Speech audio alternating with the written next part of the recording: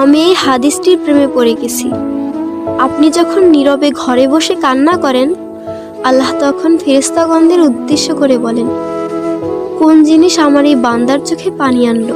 ফেরেশতাগণ বলেন, আপনার বান্দা সুখে নেই, আপনার বান্দা অনেক দিন হাসেনি। এই বলে ফেরেশতাগণ কান্না করতে থাকেন এবং আল্লাহকে বলেন, হে আমার রব, আপনি জানেন আপনার এই বান্দার হৃদয়ে কি রয়েছে, অতএব আপনি তার জন্য সবকিছু সহজ করে দিন। আল্লাহ বলেন, আমার এই বান্দা এমন কিছু জীবন থেকে হারিয়ে ফেলেছে যা সে অধিক ভালোবেসেছিল।